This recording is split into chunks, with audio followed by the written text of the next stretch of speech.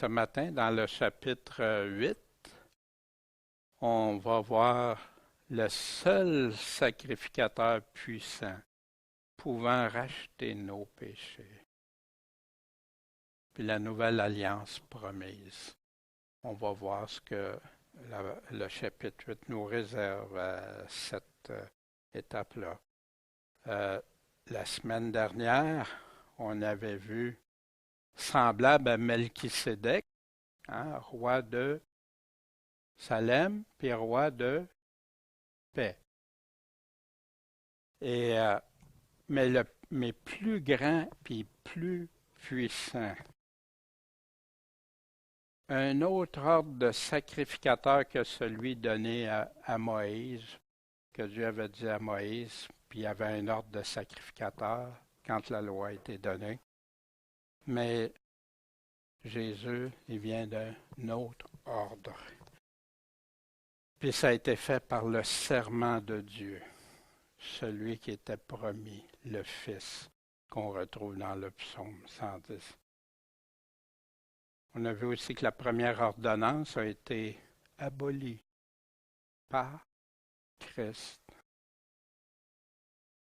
Puis que c'est lui qui peut sauver parfaitement, complètement ceux qui s'approchent de lui.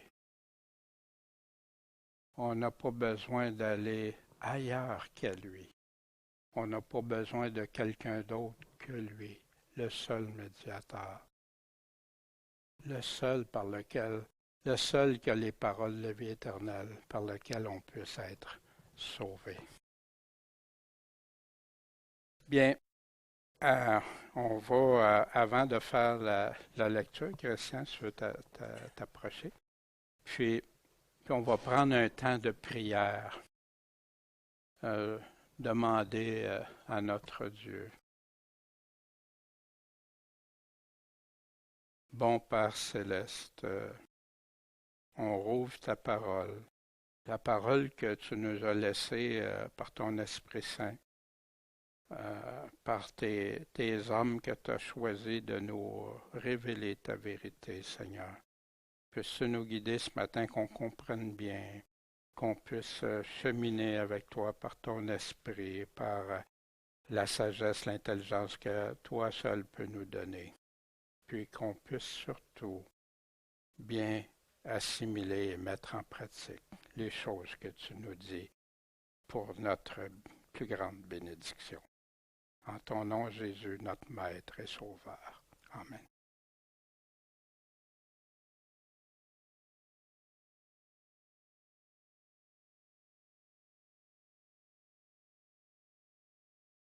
Or, le point capital de ce que nous avons dit, c'est que nous avons un tel souverain sacrificateur qui est assis à la droite du trône de la majesté dans les cieux, et qui est ministre du sanctuaire et du véritable tabernacle que le Seigneur a dressé, et non l'homme. Car tout souverain sacrificateur est établi pour offrir des dons et des sacrifices. C'est pourquoi il est nécessaire que celui-ci ait aussi quelque chose à offrir. Car, s'il était sur la terre, il ne serait même pas sacrificateur, puisqu'il y a des sacrificateurs qui offrent les dons selon la loi, et qui rendent un culte, image et ombre des choses célestes, selon l'ordre divin qui fut donné à Moïse lorsqu'il devait dresser le tabernacle. Prends garde, lui dit-il, de faire tout selon le modèle qui t'a été montré sur la montagne. Mais maintenant, Christ a obtenu un ministère d'autant plus excellent qu'il est médiateur d'une alliance plus excellente et qui a été établie sur de meilleures promesses. En effet, si la première alliance avait été sans défaut, il n'y aurait pas eu lieu d'en établir une seconde. Car en leur adressant des reproches, Dieu dit aux Juifs, « Voici, des jours viendront, dit le Seigneur, que je traiterai une alliance nouvelle avec la maison d'Israël et avec la maison de Juda. Non une alliance comme celle que je fis avec leur père, au jour où, les prenant par la main, je les tirai du pays d'Égypte, car ils n'ont pas persévéré dans mon alliance, et je les ai abandonnés, dit le Seigneur. Or, voici l'alliance que je traiterai avec la maison d'Israël après ces jours-là, dit le Seigneur. Je mettrai mes lois dans leur esprit, et je les écrirai sur leur cœur. Je serai leur Dieu, et ils seront mon peuple. Et aucun n'enseignera plus ni son prochain ni son frère, en disant « Connais le Seigneur », parce que tous me connaîtront, depuis le plus petit d'entre eux jusqu'au plus grand. Parce que je serai apaisé à l'égard de leurs injustices, et que je ne me souviendrai plus de leurs péchés ni de leurs iniquités. En parlant d'une alliance nouvelle, il déclare ancienne la première. Or, ce qui est devenu ancien et a vieilli est près de disparaître. Merci, Christian, pour la lecture. Puis, on va aller voir maintenant plus en détail cette lettre. Puis, je trouve ça important. Parfois, il y a eu des périodes qu'on ne peut pas toujours le faire parce que les chapitres étaient longs, où il y avait plusieurs développements. Mais c'est toujours bon de lire avant. Puis même quand on peut, on le lit à la fin, on le relit à la fin. Puis ça aide à faire un portrait vraiment de ce que la parole nous dit. Bien, on va aller au verset 1 qui nous dit « Or, le point capital de ce que nous avons dit. » C'est intéressant. Ce qu'il y a de plus important, ce qu'il y a de majeur, la synthèse de ce qu'il a dit au préalable. Vous vous souvenez, il a commencé à parler de Melchisédek au chapitre 5 et tout ça, puis plus grand sacrificateur, plus, toujours de plus en plus, puis il nous donne des détails, il va se répéter beaucoup, mais il va nous donner des précisions, des détails à chaque fois. Puis il dit ce que nous avons dit. C'est intéressant, qui est le nous? Voyez-vous? Les apôtres avaient le même message, nous donnaient la parole de Dieu. C'est que nous avons un tel souverain sacrificateur qui est assis à la droite du trône de la majesté dans les cieux. Vous vous souvenez?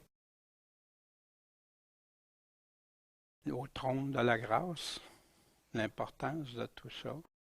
Puis où est le grand sacrificateur maintenant? À quel endroit est-il? Puis à côté de qui est-il? Du Père céleste. Dans Hébreux 7, le chapitre précédent, on avait vu, il nous fallait un tel souverain sacrificateur, saint, innocent, sans souillure, séparé des pécheurs et élevé au-dessus des cieux. Et nous, au chapitre 9, on va voir la semaine prochaine, Dieu voulant, mais Christ étant venu comme souverain sacrificateur des biens à venir, a passé par un tabernacle plus grand et plus parfait, qui n'a pas été fait de main d'homme, c'est-à-dire qui n'est point de cette création. Il parle de la terre ici.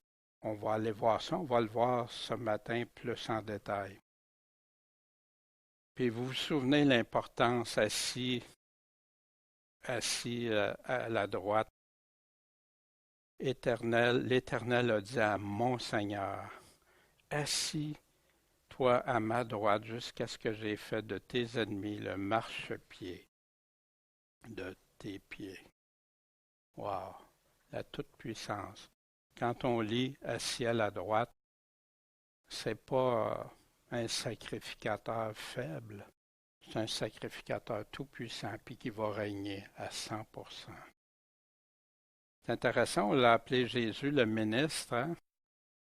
Je dis donc que Jésus-Christ a été ministre des circoncis, ministre au service, à offrir un service, donner un service. Circoncis, bien c'est sûr, à ceux qui étaient circoncis, on parlait des Juifs, pour montrer la fidélité de Dieu en accomplissant les promesses faites au Père. Dieu s'est engagé à ça.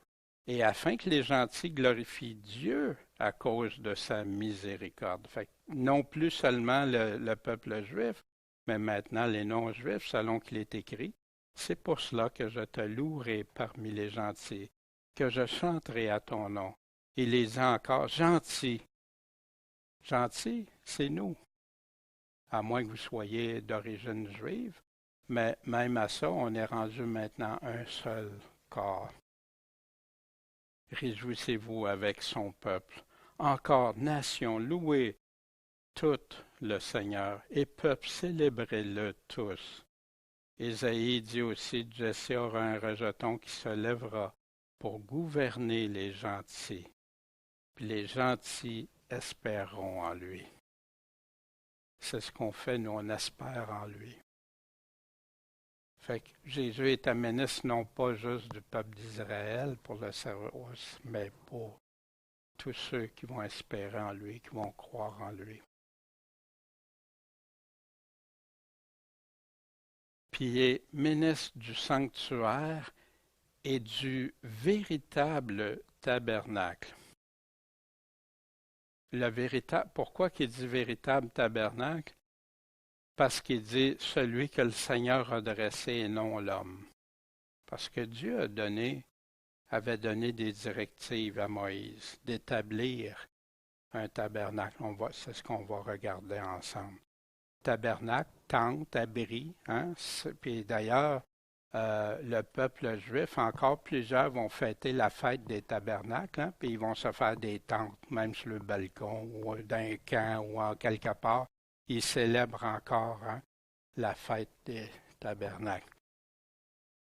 Mais celle que le Seigneur a dressée, le Seigneur est ministre du sanctuaire, mais pas celui de la terre. Il est au ciel, il est assis à la droite du Père.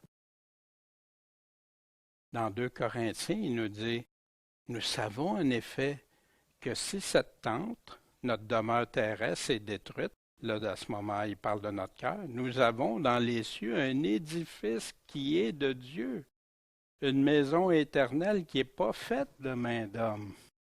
Ça fait partie de notre espérance, ça. Quelque chose qui dépasse. Quand on regarde la création, on est toujours émerveillé de voir les détails. On regarde parfois l'après-midi, quand on regarde des DVD, des vidéos que Michel nous met sur la création, comment c'est extraordinaire tout ça. Mais c'est encore mieux qu'il y a pour nous dans son domicile, dans sa demeure. Car nous gémissons dans cette tente, désirant avec ardeur d'être revêtus de notre domicile du ciel. C'est celui-là qu'on est étranger, ici on est de passage. Si toutefois nous sommes trouvés vêtus et non pas nus. Fait qu'encore là, une mise en garde. Pour nous, on doit marcher fidèlement. C'est vêtu avec des vêtements propres et non pas souillés, comme ailleurs il nous parle. Fait que Jésus-Christ est dans ce sanctuaire, ce tabernacle-là. Puis là, il continue, car tout souverain sacrificateur est établi pour offrir des dons et des sacrifices. Quand on retourne dans l'Ancien Testament, c'était leur rôle d'offrir des dons, des sacrifices, des holocaustes. Et c'est pourquoi il est nécessaire que celui-ci, celui qui est au ciel, assis à la droite, ait aussi quelque chose à offrir. Mais qu'est-ce qu'il a à offert? Quel sacrifice? Il y a ce qui est arrivé comme eux avec des taureaux, des agneaux. Lui-même a été l'agneau de Dieu. Il est devenu lui-même ce sacrifice. Combien plus le sang de Christ, qui par l'Esprit éternel, sans tache purifiera-t-il votre conscience des œuvres mortes qui conduisent à la mort, afin que vous serviez le Dieu vivant. Fait qu'ici, celui qui a offert, qu'est-ce qu'il a offert? Hein? Son propre sang. On va le voir dans la Nouvelle Alliance qui va nous dire. Celui-ci avait quelque chose à offrir. Marcher dans la charité, comme le Christ qui nous a aimés s'est offert lui-même à Dieu pour nous en oblation, ça veut dire en offrande, mais en victime d'agréable odeur. Il a pris la place de ce que le peuple d'Israël faisait dans le désert ou plus tard dans le temple, qui faisait des sacrifices. Mais on va voir la comparaison entre les sacrifices, comment c'est le jour et la nuit encore. La semaine prochaine, on va aller plus en détail. Il s'est donné lui-même pour nous, afin de nous racheter de toute iniquité, de nous purifier et de se former un peuple particulier, zélé pour les bonnes œuvres. La raison pour laquelle Jésus l'a fait, est-ce que c'est pour lui-même qui est venu mourir et s'offrir? Ou c'est parce qu'il nous aimait, parce qu'il a voulu nous racheter? Il a eu pitié de nous. C'est pour ça que Jésus peut dire, je suis quoi? Le pain vivant, le pain de vie, celui qui donne la vie, qui est descendu du ciel. Si quelqu'un mange de ce pain, il vivra éternellement. Et le pain que je donne, c'est ma chair. Fait qu'il y en a qui ont compris ça, hein, comme Dieu. Non, il a donné sa vie, son corps pour nous. Je la donnerai pour la vie du monde. Mais malheureusement, la majorité n'en veulent même pas. Qu'est-ce que ce sera devant le tribunal?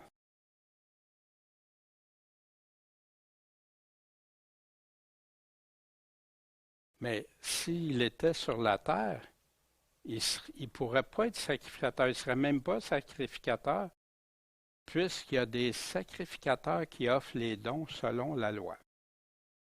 Ce passage-là fait dire à l'ensemble qui ont regardé pour la date de la lettre, il y a une évidence claire ici, parce qu'il est en train de dire il y a des sacrificateurs qui offrent des dons selon la loi. Il n'a pas dit c'était comme ça.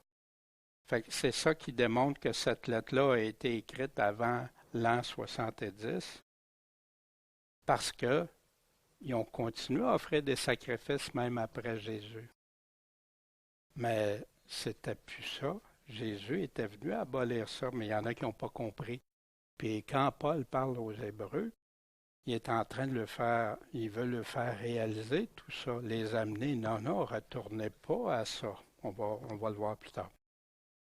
Puis encore là, qui rendent au présent un culte, image et ombre des choses célestes selon l'ordre divin qui a été donné à Moïse. C'est Dieu qui a dit à Moïse, tu vas faire la tente, tu vas faire pour la sacrificature. Il a tout donné les détails. Puis il dit ça, c'est l'ombre des choses. C'est pas le vrai, ça. Puis vous faites un modèle de ce que moi j'ai aux cieux, qui rend une image, l'ombre divin qui fut donnée à Moïse lorsqu'il devait dresser le tabernacle. Prends garde, lui dit-il, de faire tout selon le modèle qui t'a été montré sur la montagne. Et la semaine prochaine, c'est ça que j'ai hâte aussi, on va regarder des aspects de ça. Qu'est-ce qu'il y avait, le chandelier, la table des propositions, puis tout ça. C'est intéressant parce que ça nous montre aussi qu'est-ce que Dieu avait établi. Puis aussi, ça va nous montrer des parallèles avec Christ, mais ça va nous montrer aussi que, wow, la liberté aujourd'hui, être libéré de la loi, c'est toute une affaire. Selon le modèle, Dieu avait dit à Moïse, regarde donc et fais-les d'après leur modèle, le plan ou qu'est-ce qui t'a été montré sur la montagne. Au chapitre 26 d'Exode, tu dresseras donc la demeure selon la forme qui t'en a été montrée sur la montagne. C'est quand Moïse, vous vous souvenez, était sur la montagne, le mont Sinaï, puis qu'il avait reçu des directives de Dieu. Il est resté là 40 jours, 40 nuits, fait qu'il y a eu beaucoup d'informations, beaucoup de choses. Dans Actes, vous vous souvenez, Étienne, avant de se faire lapider, le tabernacle du témoignage a été avec nos pères au désert, comme l'avait ordonné celui qui avait dit à Moïse de le faire selon le modèle qu'il avait vu. Fait que c'est vraiment, il a fallu qu'ils respectent à la lettre qu'est-ce que Dieu avait donné. Je ne sais pas si on voit assez bien pour vous. Voyez-vous en arrière aussi? Voyez-vous l'image? Ça, c'est une représentation du tabernacle. Fait qu'il y avait c'était tout clôturé. Il y avait l'hôtel des Holocaustes. Il y avait la porte, bien sûr, l'hôtel des Holocaustes qui appelait le parvis. Il y avait l'entrée du lieu saint, puis à l'intérieur, le lieu très saint. On va voir les détails plus tard. Et tout ça, ben, ça se devait d'être respectueux à la lettre de ce que Dieu avait donné. Puis même si quelqu'un ne respectait pas ça, puis entrer dans le lieu très saint, c'était une fois par année. Puis il fallait qu'il respecte toutes les choses. Puis des fois, il accrochait une corde après que s'il mourait dedans, parce qu'il y avait quelque chose qui n'avait pas été correct, qu'il puisse le ressortir parce qu'il n'avait pas le droit de rentrer à l'intérieur. C'était du sérieux. Il n'y avait pas, tu ne joues pas avec ça. Dieu a établi les choses. Il leur demandait, c'était pas compliqué, mais il leur demandait de les suivre. Puis c'est la même chose quand il y en a qui ont amené un feu étranger. Dieu, non, c'est ça. Puis il voulait leur montrer l'obéissance aussi au travers de ça. Puis qu'on ne se moque pas de Dieu quand Dieu nous donne des choses. Aujourd'hui, la plupart des gens, c'est ben trop. Non, mais si tu dis, voici la façon, pourquoi je cherche toujours à trouver une autre façon que faire la façon que mon patron me donne, que mon maître me donne, que mon créateur me donne. Fait ici, on verra ça. Puis autour, à toutes les fois, parce qu'il se déplaçait, ça, il fallait qu'il démonte ça puis qu'il remonte ça. À chaque fois qu'ils se déplaçaient, que Dieu les amenait ailleurs. C'était de l'ouvrage, là. Ça se faisait pas comme ça. Il fallait qu'ils respectent les choses. On va voir aussi, on verra le voile aussi, on va voir, hein, quand le voile s'est déchiré, on va regarder ça aussi. C'est des choses intéressantes, moi, que ça m'aide à comprendre d'autres passages d'Écriture, des prophéties qui se sont réalisées aussi, qui avaient été dites. Fait que, puis autour de ça, ben, c'était toutes les tribus qui étaient assignées, chacun au nord, au sud, à l'est. Puis en arrière, ici, là, c'était le mont Sinaï. Ça, c'est la première fois qu'ils ont établi ça. Ça fait qu'on a, c'est vraiment quelque chose qui était important que les Hébreux connaissaient tous. Mais maintenant, Christ a obtenu un ministère d'autant plus excellent qu'il est médiateur d'une alliance plus excellente, puis qui a été établie sur de meilleures promesses. Voyez-vous, il amène à faire réfléchir. Oui, ça, il ne dit pas balayer tout ça, c'était pas bon. Tout ça. Non, non, c'était correct, c'est Dieu qui a demandé ça, c'est ça qu'il fallait faire. Mais maintenant, c'est quelque chose de plus grandiose, de supérieur. Puis là, après, il va les confronter. Mais à quoi vous voulez retourner à ça? Voyez-vous? Non. Donc, comme au Galates, il est très clair dans ça pour revenir, sinon Christ nous servira à rien. En effet, si la première alliance avait été sans défaut, il n'y aurait pas eu lieu d'en établir une seconde. Fait que là, il y en a qui disent, Dieu a établi une alliance avec des défauts. Pas tout à fait, non. On va regarder ce qu'il y en est. Ça sera pas long. Qui lui aussi nous a rendus capables, hein, Paul qui disait ça aux Corinthiens, d'être ministre de la nouvelle alliance. Non seulement lui était ministre, mais il a rendu les apôtres capables. Non de la lettre, mais de l'esprit. Parce que la lettre, ça tue. Mais l'esprit vivifie. De quelle lettre il est en train de parler ici? On n'a même pas besoin de l'interpréter. La Bible s'interprète elle-même. On va le voir. Or, si le ministère de mort, est-ce qu'il y en a qui aimeraient suivre un ministère de mort? Celui de la lettre, il précise, hein? Il n'y a pas d'erreur possible, gravé sur des pierres. Est-ce qu'on est en train de parler du Nouveau Testament ici? Non, hein? A été si glorieux que les enfants d'Israël ne pouvaient fixer leur regard sur le visage de Moïse.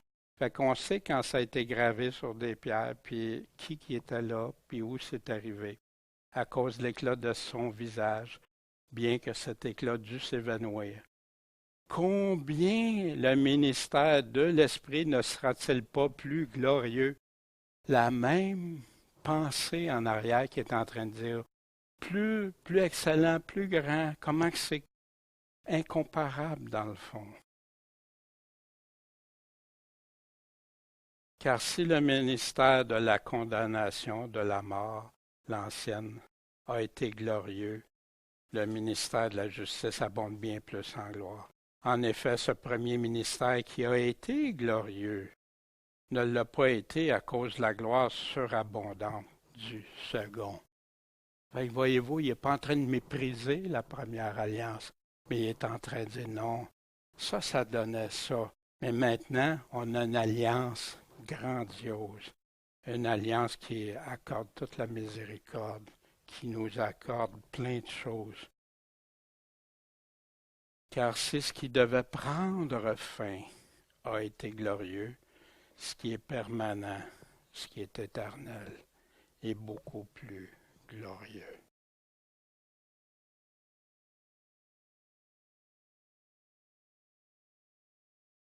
Puis, voyez-vous, il y en a souvent qui servent de ça. On avait vu ça avec les slogans.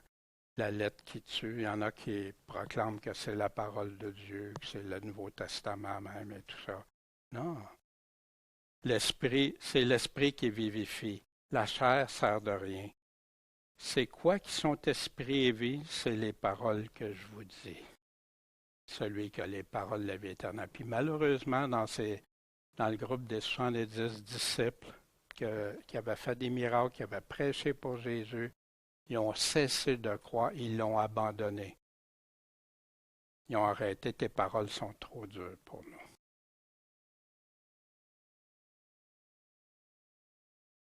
Cette première alliance est périmée, dépassée, remplacée.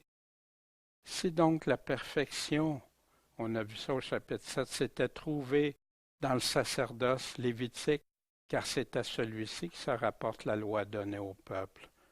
Qu'était-il encore besoin qu'il s'élève un autre sacrificateur selon l'ordre de Melchisédek et non selon l'ordre d'Aaron? Ainsi, la première ordonnance a été abolie à cause de sa faiblesse et de son inutilité. Pourquoi? Parce que la loi n'a rien amené à la perfection, mais une meilleure espérance par laquelle nous nous approchons de Dieu a été mise à la place. Laquelle qu'on préfère? Laquelle qui est là? Voyez-vous? Puis, Dieu, on va voir pourquoi aussi c'est arrivé que la loi, les faiblesses et les choses. Parce que, voici le pour, car en leur adressant des reproches, c'est-tu parce qu'ils avaient obéi à la loi qu'il leur a donné des reproches? Non, parce qu'ils ont désobéi. Dit aux Juifs, voici les jours viendront, dit le Seigneur, que je traiterai une alliance nouvelle avec la maison d'Israël et avec la maison de Juda. Non une alliance comme celle que j'ai faite avec leur père, au jour où les prenant par la main, je les ai tirés du pays d'Égypte. Souvenez-vous ce que c'était sous Pharaon, puis que les Juifs étaient en train de mourir de toutes sortes d'affaires, puis le fardeau devenait si lourd qu'il n'y avait même plus le temps de dormir, puis de manger, puis le Pharaon mettait les choses de plus en plus dures sur eux. Mais Dieu les a délivrés. Je les ai tirés du pays d'Égypte car ils n'ont pas persévéré dans mon alliance. Et le résultat, je les ai abandonnés, dit le Seigneur. Je vous ai promis des choses, mais vous aviez les conditions qu'elle avait. Vous avez rejeté ça. Vous avez méprisé les conditions de mon alliance avec vous. Mais voyez-vous, l'alliance, elle était bien sûr incomplète, mais l'alliance, les gens ne la respectaient pas. Il y en a qui l'ont respectée. C'est écrit dans la Bible, il y en a qui étaient justes, même dans le Nouveau Testament, qui étaient justes, puis qui obéissaient à Zacharie, c'en est un, et tout ça. Mais la majorité se sont détournés. Et Dieu, c'est ça que vous voulez. cette alliance. Voici d'où ça vient. Voici les jours viennent de l'Éternel, que je traiterai une alliance nouvelle avec la maison d'Israël et avec la maison de Juda. Non comme l'alliance que j'ai traitée avec leur père au jour où je les ai pris par la main pour les faire sortir du pays d'Égypte, alliance qu'ils ont violée. Et toutefois, j'avais été pour eux un époux. Ça vous rappelle-tu quelque chose, ça? L'époux, hein? Qu'on attend l'époux, dit l'Éternel. Mais c'est ici l'alliance que je traiterai avec la maison d'Israël après ces jours-là, dit l'Éternel. Je mettrai ma loi au-dedans d'eux et je l'écrirai dans leur cœur. Je serai leur Dieu, ils seront mon peuple. Chacun d'eux n'enseignera plus son prochain, ni chacun son frère en disant « Connaissez l'Éternel », car ils me connaîtront tous, depuis le plus petit d'entre eux jusqu'au plus grand, dit l'Éternel, car je pardonnerai leur iniquité et je ne me souviendrai plus de leurs péchés. Fait que quand l'apôtre parle de la nouvelle alliance, il cite ces références-là. Dans Jérémie, je traiterai avec eux une alliance éternelle, je ne me retirerai plus d'eux. Je leur ferai du bien et je mettrai ma crainte dans leur cœur afin qu'ils ne se détournent pas de moi. Est-ce que Dieu fait ça pour le chrétien? Il nous donne une alliance éternelle. Il nous dit que personne ne reverra de ma main, mais à quelles conditions? Qu'ils me suivent. Écoute ma voix et me suivent. Je leur ferai du bien, je mettrai ma crainte dans leur cœur. Tout véritable chrétien a la crainte de Dieu. Pas la terreur, mais la crainte de Dieu. Il révère Dieu, afin qu'il ne se détourne pas de moi. Et voici ce que j'ai déjà dit, car ceci est mon sang. Le sang de quoi? De la nouvelle alliance qui est répandue pour plusieurs pour la rémission des péchés. Cette nouvelle alliance promise. De même aussi, après avoir soupé, il prit la coupe et dit, « Cette coupe est la nouvelle alliance en mon sang. Faites ceci en mémoire de moi, toutes les fois que vous en boirez. » Voyez-vous à quoi aussi réfère le repas du Seigneur à toutes les fois qu'on le célèbre ensemble? À cette nouvelle alliance. La loi, pourquoi elle a été donnée? Voici, Paul nous donne dans Galates 3. Frères, je parle à la manière des hommes. Quand un contrat a été confirmé par un homme, personne ne le casse ou ajoute rien.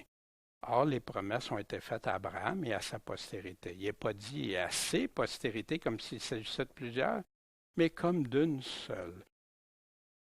Et à ta postérité, quelle est-elle? C'est Christ. Donc, voici ce que je dis. Quant au contrat que Dieu a auparavant confirmé en Christ, la loi qui n'est venue que 430 années après. 430 années après quoi? Après l'alliance qu'il a faite avec Abraham. Jusqu'à Moïse, il n'y a pas eu de loi. C'est 430 ans après que la loi donnée à Moïse a été là.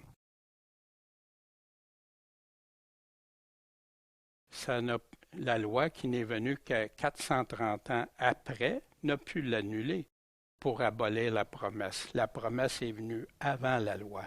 Mais il va nous dire pourquoi la loi est arrivée. Car si l'héritage vient de la loi, ce n'est plus de la promesse. Or, Dieu l'a donné gratuitement à Abraham par la promesse. Mais à quoi ça sert donc la loi? Elle a été ajoutée à la promesse. À cause de quoi? Des transgressions. Pourquoi que cette loi-là, il dit, maintenant a été abolie, elle avait des défauts. C'est pas la loi qui tendait, c'est les personnes qui ne la mettaient pas en pratique à cause de ça, jusqu'à la venue de la postérité à qui la promesse avait été faite. Et elle fut donnée par le moyen des anges et par l'entremise d'un médiateur. Voici, au verset 10, l'alliance que je traiterai avec la maison d'Israël après ces jours-là, dit le Seigneur. Je mettrai mes lois dans leur esprit. Je les écrirai sur leur cœur. Je serai leur Dieu, puis ils seront mon peuple. C'est une belle promesse. Et aucun n'enseignera plus, ni son prochain, ni son frère, en disant « Connais le Seigneur », parce que tous me connaîtront, depuis le plus petit d'entre eux jusqu'au plus grand. Maintenant, il y en a qui disent « Ah, ben tu vois, plus besoin d'enseignement. » Ah, si on regarde ça sommairement comme ça, ouais, ça peut avoir l'air de ça. On va aller voir plus loin ce que la parole nous dit, l'explication qu'il va nous en donner. Il nous dit en passant pourquoi, parce qu'il sera apaisé à l'égard de leurs injustices, puis qu'il ne me souviendrai plus de leurs péchés, de leur iniquité. Puis merci Seigneur, parce que c'est ce que tu fais envers nous dans ta grande miséricorde, ta bonté, ta faveur, ta grâce.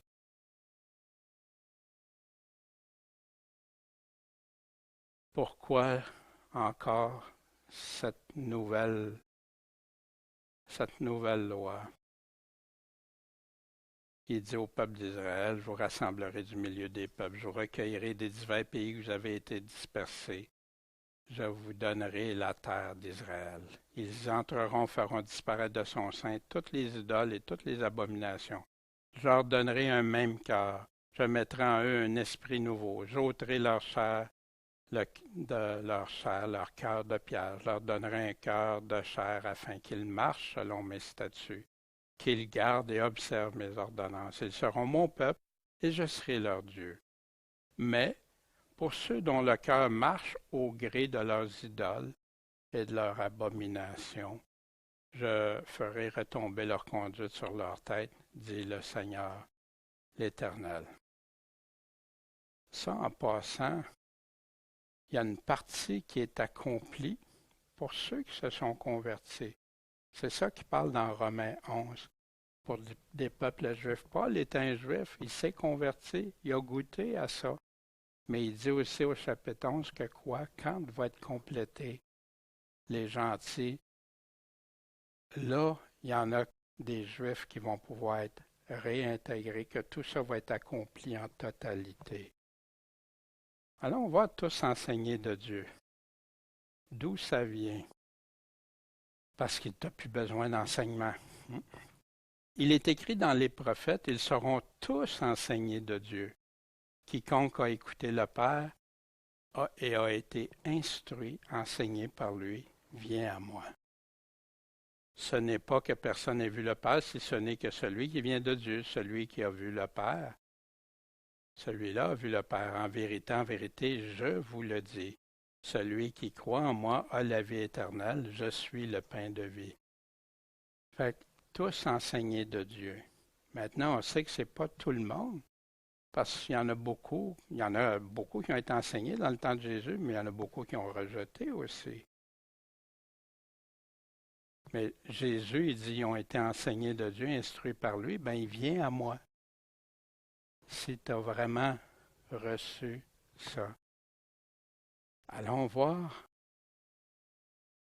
qu'est-ce que Jésus nous dit pour être enseigné de Dieu. Il parlait à ses apôtres ici, mais le Consolateur, le Saint-Esprit, que le Père enverra en mon nom, vous enseignera toutes choses et vous remettra en mémoire toutes celles que je vous ai dites. Fait qu'enseigner, ça part d'où? Ça ne peut partir que des enseignements que le Père a donnés au Fils qui a dit « Celui-ci est mon Fils bien-aimé ». Lorsque sera venu le Consolateur, je vous enverrai de la part du Père l'Esprit de vérité qui procède du Père. Qu'est-ce qu'il va faire l'Esprit Saint? Il va rendre témoignage de moi. C'est triste, il y a certaines assemblées qui prennent le Saint-Esprit, puis ils font l'inverse avec. Mais il dit, l'Esprit Saint va être là pour rendre témoignage de Jésus, pour il me glorifiera. Nous sommes de Dieu. Celui qui connaît Dieu, qu'est-ce qu'il fait? Nous écoute. Celui qui n'est pas de Dieu ne nous écoute pas. C'est à cela qu'on connaît l'esprit de vérité et l'esprit d'erreur. Fait quelqu'un qui dit, ben non, maintenant j'ai plus besoin d'être enseigné de personne. Non, la seule affaire, notre enseignement doit venir d'une source. Ce que les apôtres, ce que Jésus a dit, ce que les apôtres nous ont enseigné. Allons voir ici. Comme il parlait encore, voici une nuée resplendissante les couvrit, il vint de la nuée une voix qui dit, c'est ici mon fils bien-aimé, en qui j'ai pris plaisir. C'est lui qu'on doit écouter. C'est lui qui a l'enseignement. C'est lui le maître enseignant. C'est lui qui nous donne ça. On va voir avec l'Esprit Saint dans quelques instants. À moins si vous l'avez écouté, et si, selon la vérité qui est en Jésus, vous avez été instruit en lui. Puis là, il nous dit à vous dépouiller de ce qui est votre conduite précédente, du vieil homme qui se corrompt par les convoitises trompeuses. Voyez-vous, c'est quelqu'un qui dit non, il n'y a plus de besoin d'enseignement. Non, c'est instruit en lui, en Jésus-Christ, en les apôtres. Qu'est-ce qu'ils nous ont donné? Qu'est-ce que l'Esprit Saint leur a laissé? Pour ce qui concerne l'amour fraternel, vous n'avez pas besoin qu'on vous en écrive ou qu'on vous en enseigne, hein? Parce que vous-même, vous avez appris de Dieu à vous aimer les uns les autres. On apprend de qui à s'aimer les uns les autres? Qui a mis cet amour-là envers notre prochain? Que nous autres, des fois, on avait de la réticence ou de l'animosité ou des choses comme ça, que Dieu fait tout disparaître. Allons voir le passage que beaucoup se servent. Que ce que vous avez entendu dès le commencement demeure donc en vous. C'est quoi qu'ils ont entendu dès le commencement, il y a près de 2000 ans? Sinon la parole, le Nouveau Testament, la Nouvelle Alliance, les paroles de Jésus, des apôtres. Si ce que vous avez entendu dès le commencement demeure en vous, ben, si ces paroles demeurent en vous, vous serez aussi dans le Fils et dans le Père, comme Jésus nous parlait dans Jean. Et la promesse qu'il nous a faite, c'est la vie éternelle. Je vous ai écrit ces choses au sujet de ceux qui vous séduisent. Il est en train de mettre en garde. Non. Fait, selon l'apôtre ici, c'est quoi pour empêcher d'être séduit? C'est de rester, de demeurer dans ses paroles, son enseignement. Mais l'onction que vous avez reçue de lui demeure en vous, puis vous n'avez pas besoin que personne vous enseigne. Hein? Mais pourquoi qu'il m'enseigne ça, voyez-vous? Que personne vous enseigne qui va à l'encontre de ça, qui contredit ça, qui met en doute ce que Jésus et les apôtres nous ont dit. Bien sûr, tu n'as pas besoin que personne t'enseigne, qui aille plus loin, qui aille à autre chose. L'apôtre Jean nous le dit dans 2 Jean aussi. Quiconque transgresse va plus loin, ben, écoutez-le, ne le saluez même pas participer.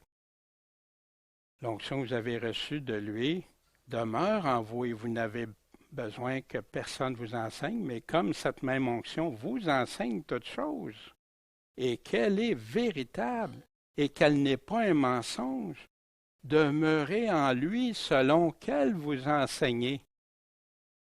Qui nous révèle les choses spirituelles dans la Bible? Qui nous montre qu'est-ce que la Bible veut dire, sinon quand on se convertit, puis qu'on reçoit l'Esprit Saint de Dieu, que des choses qu'on lisait dans la Bible nous semblaient incompréhensibles, puis tout à coup, wow, regardons ça. Sinon, l'Esprit Saint, la nouvelle naissance qui vient t'aider, qui vient te guider, puis Dieu nous révèle.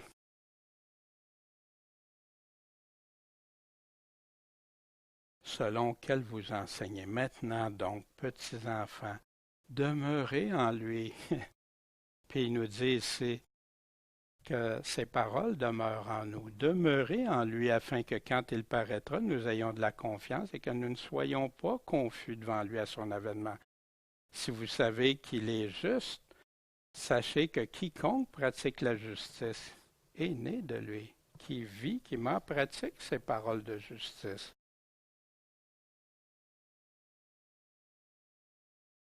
Voici ce que Jésus parlait à propos de l'Esprit Saint. J'ai encore plusieurs choses à vous dire, mais elles sont encore au-dessus de votre portée. Mais quand celui-là, l'Esprit de vérité, sera venu, il vous conduira dans toute la vérité. Pourquoi?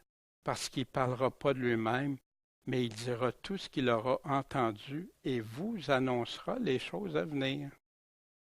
Il est en train de parler aux disciples ici qui ont suivi Jésus. C'est lui qui me glorifiera parce qu'il prendra de ce qui est à moi. Qu'est-ce qui est à Jésus? Sa parole, ses paroles, et qu'il vous l'annoncera. C'est lui qui me glorifiera parce qu'il prendra ce qui est à moi, puis qu'il va vous l'annoncer.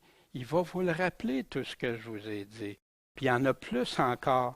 Puis d'ailleurs, c'est pour ça que l'apôtre Jean peut écrire l'Apocalypse, les choses à venir, qui a donné plus de détails, plus de précision.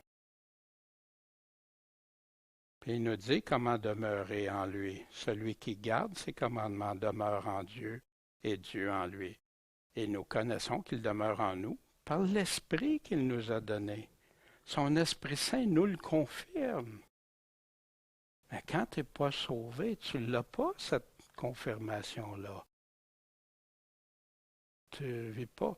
Tu peux comprendre certains passages de la Bible quand il dénonce des péchés, puis que tu as ça dans ta vie, ouais, ça peut te fatiguer, hein, ça peut te donner la conscience, mais tu ne comprendras pas tout le reste. Tu ne comprends pas pourquoi il est mort pour moi tout de suite comme ça. Tu ne comprends pas qu'est-ce qu'il est venu faire. Il y a plein d'affaires. Mais c'est à la repentance quand tu dis, ben oui, là, il m'a convaincu de pécher. Tu te repens, tu te convertis. Puis là, après ça, wow! Dieu va te faire comprendre les choses que tu as à comprendre pour ton salut. Mais tu dois l'écouter lui, pas chercher partout. Voici ce qui arrive. Les paroles du Seigneur, l'Esprit Saint, agissent ensemble pour faire la volonté de Dieu. Je ne peux pas séparer les paroles de Jésus du Saint-Esprit, puis je ne peux pas séparer l'Esprit des paroles de Jésus. L'Esprit Saint se contredirait jamais. La Bible, le Nouveau Testament, s'est inspiré de l'Esprit Saint. Est-ce que l'Esprit Saint dirait une chose, puis après ça, 2000 ans plus tard, il te dirait une autre chose? Puis ça agit, puis c'est indissociable. C'est une cohésion totale. C'est pour ça que l'apôtre Jean dit au sujet de ceux qui vous séduisent. Si tu vas en dehors, tu arrives avec quelque chose de nouveau ou étranger, une doctrine qui ne vient pas du Nouveau Testament, que la personne va plus loin que ça. Wow! Voyez-vous?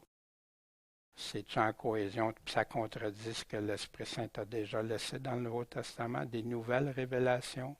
Wow! Fait que les gens, ce qu'ils ont tendance à faire, hein, c'est ils distancent la parole et l'Esprit Saint. Mais tout ça, c'est un tout. Ça va ensemble. Puis qui que ce soit qui essaye de changer quelque chose dans ça, si c'est un chrétien persévérant, tout ça va toujours revenir à ça. Parce que c'est sa ligne de pensée. C'est ce que Dieu lui a donné. Son esprit qui le convainc. Son esprit qui fait comprendre la parole de Dieu. Son esprit qui le protège des fausses doctrines, de l'erreur, du péché et tout. En parlant d'une alliance nouvelle, il déclare ancienne la première. Or, ce qui est devenu ancien et a vieilli est prêt de disparaître. Fait que cette alliance-là, c'est du passé. C'est étrange parce que t'entends beaucoup d'enseignements qui disent qu'ils nous enseignent comme si on était sous la loi. Moi, je n'ai jamais été sous la loi. Je n'étais pas juif, je n'étais pas d'Israël, j'ai jamais vécu selon la loi, mais il y en a qui réintègrent ça avec le christianisme. Mais c'est ça que Paul dénonce aux Galates, Galates insensés. On se souvient, Christian nous avait lu ça, partagé ce passage-là, qui nous amène à un autre évangile. Non pas qu'il y ait un autre évangile, mais il nous ramène à faire des mélanges. Comme des fois le christianisme, Ceux qui se disent chrétiens qui essayent d'ajouter des enseignements qui ne viennent pas, puis ils font un mélange avec ça. Non, non. C'est pour ça qu'il dit, ben maintenant, Christ vous sert plus de rien si vous voulez mélanger ça ensemble. C'est qui la plus grande espérance? C'est qui le grand sacrificateur? Est-ce qu'on veut désirer comme autrefois ou comme maintenant? Cette meilleure promesse, qu'un meilleur ministère, supérieur, il n'y a pas de service plus grand, supérieur à Jésus-Christ. Il n'y a pas de sacrificateur plus grand que Jésus-Christ. Puis en passant, le seul qui peut satisfaire au Père, hein? À jamais oublié. Il n'y a pas de meilleur sacrifice. Il s'est offert lui-même. Lui-même qui a donné sa vie pour nous, par amour pour nous. Une meilleure loi, on est sous la loi de Christ. On n'est plus sous cette loi-là. Fait que tout ce que Christ et les apôtres ont confirmé, ont interprété, nous disent Amen, Seigneur. La doctrine de Christ, enseignez-leur tout ce que je vous ai commandé. Paul le répète à quelques reprises, je suis sous la loi de Christ. Fait qu'il y en a qui pensent, je suis libre maintenant, je suis libre de quoi? De la loi. On va voir la semaine prochaine c'est quoi la loi, puis qu'est-ce que ça allait amener comme contrainte et tout ça. Wow! Je me sentirais mal, moi, d'arriver à tous les samedis pour faire ça, là. Puis tout ce que ça entraîne, tout ça, ça garde. Puis à chaque jour, il y avait des sacrifices à chaque jour. Un le matin, un le soir, les sacrifices continuels qu'on voit dans Daniel, c'était ça. Puis, bien sûr, une meilleure alliance, une nouvelle alliance qui a aboli la première. En réflexion, notre grand sacrificateur, de retour, il est retourné s'asseoir à la droite de Dieu, son Père. C'est ça qui nous donne la conviction et l'assurance de la valeur de son sacrifice pour nous auprès du Père. Lui seul peut intercéder pour nous. Un seul médiateur. Il n'y en a pas d'autres. Il y en a qui passent par différentes. Non, le Père a un seul chemin. Ça nous permet l'accès au trône de la grâce, puis au véritable domicile céleste, ce privilège d'y avoir accès un jour pour toujours. Cette nouvelle alliance promise au temps du Messie, promise du temps, c'était le Messie qui était annoncé, ce qui peut que nous inciter à la reconnaissance et aux actions de grâce, puis à notre entière fidélité, notre entière redevabilité à celui qui a fait ça pour nous. Le but de Dieu, quand il dit mettre dans nos cœurs sa loi, sa crainte, sa connaissance, son pardon, sa miséricorde qui peut nous accorder sa grâce, sa faveur pour ceux et celles qui lui obéiront fidèlement. Ils vont croire en lui. Mais inutile pour ceux et celles qui rejetteront cette loi de Dieu, cette loi intérieure, gravée maintenant dans le cœur, qu'il y en a malheureusement qui s'éloignent après avoir connu. Cette loi intérieure qui doit diriger les cœurs des véritables croyants dans notre cœur. Puis dans notre cœur, elle est fortifiée comment? Par la parole, on est enseigné. Par la parole, on connaît la vérité. Par la parole, on est corrigé. Par la parole, on se purifie. Par la parole, cette épée tranchante.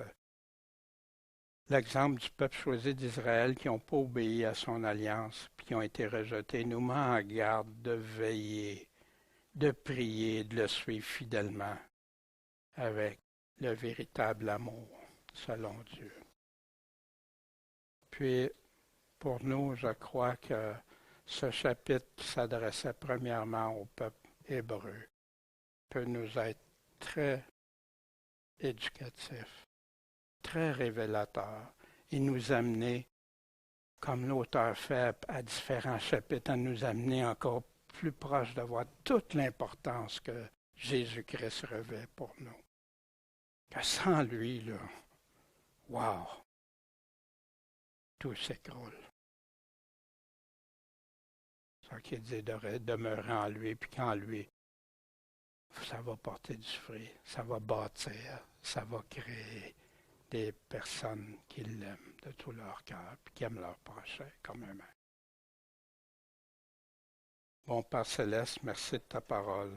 Merci de cette nouvelle alliance que tu nous as promis, que tu avais promis à ton peuple d'Israël, mais que maintenant tu as étendu à tous, Seigneur. Puis, sans cette promesse, Seigneur, on serait égaré, on serait sans espérance. Puis, ça ferait probablement comme plusieurs qu'on voit qui est sans espérance où ça les conduit.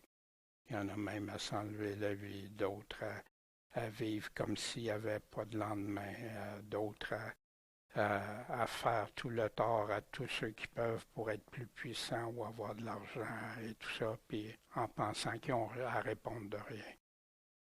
Seigneur, aide-nous à demeurer toujours auprès de toi, à persévérer en toi, à t'aimer, à te suivre, à nous convaincre, nous garder cette pleine assurance en toi, Seigneur.